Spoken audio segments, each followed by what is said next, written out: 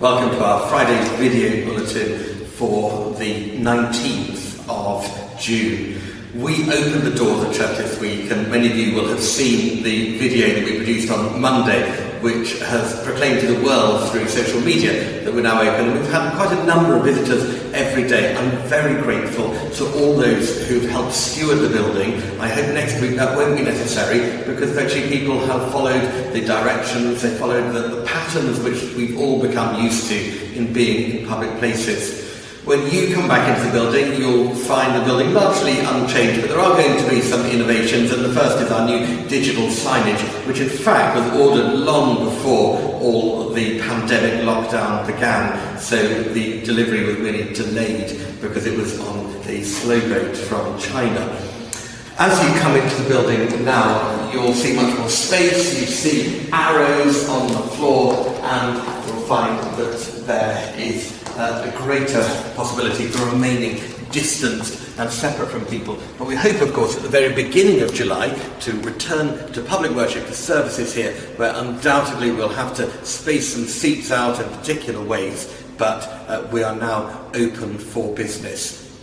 Now on Fridays we also have a moment when we meet the congregation, and today Father Fergus has been talking to Chris and Emily. Chris and Emily, hello. This is part of our meeting members of St Nick's video series. Tell us something about yourselves. Hi, I'm Emily, and this is Chris. We've been going to St Nick's for about 7 years now, we think. 7 years, yeah. Got married there 5 years ago in the summer, and yeah, welcomed our family there as well. So we've been regular members there for that time. Amazing. And it's not normally just you, there are two other sort of appendages. Quiet. Quiet, unnoticed, extra members of the congregation in the form of Jack and Isaac.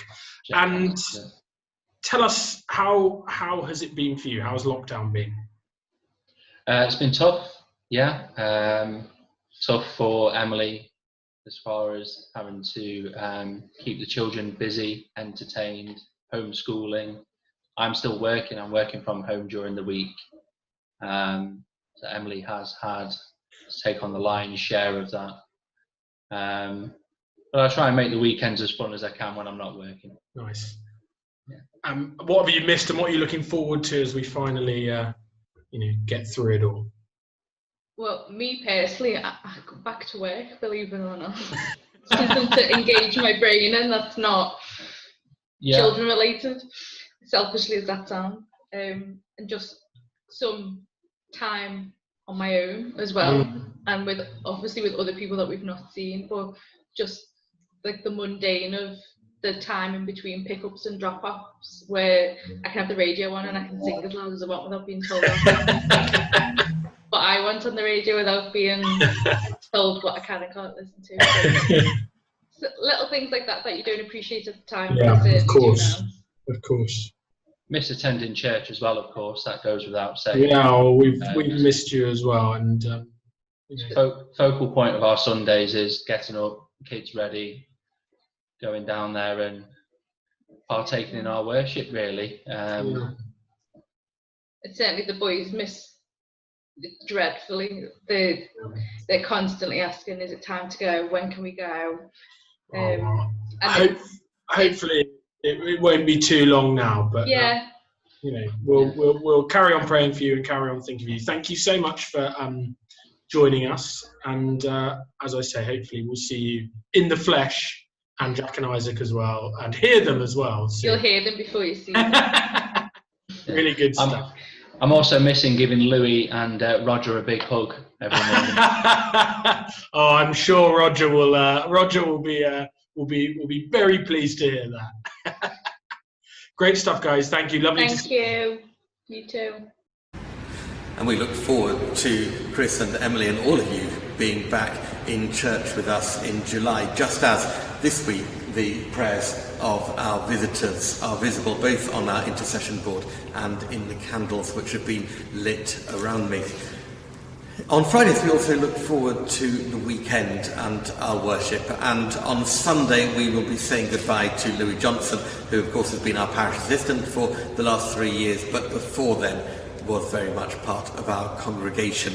And our farewell is not exactly what we would have planned, but it's going to be in a video format, which will be at the end of our service. But Louis will also be the preacher on Sunday, and Revd Michelle Montrose is our celebrant.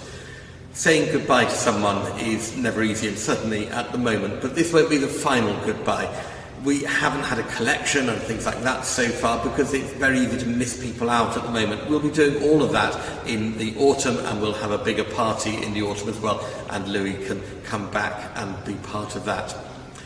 As we plan and look forward to services resuming in church, I'm very conscious that initially not everyone will be able to be with us, and we're making provision for that as well. For those who are at home, if you find yourself in need of help, perhaps you need shopping done, you need prescriptions collected, whatever it is, there are a number of people in the congregation who signalled to me that they've got time and they're willing to help. So if whatever the need might be, if you need someone, a friendly face, someone you recognise, just to do a small job for you or to a small task or errand, please do drop me a line by email and I'll sort it out for you. Other than that, have a very good weekend, and I hope you'll be joining us from 10 o'clock on Sunday on our YouTube channel.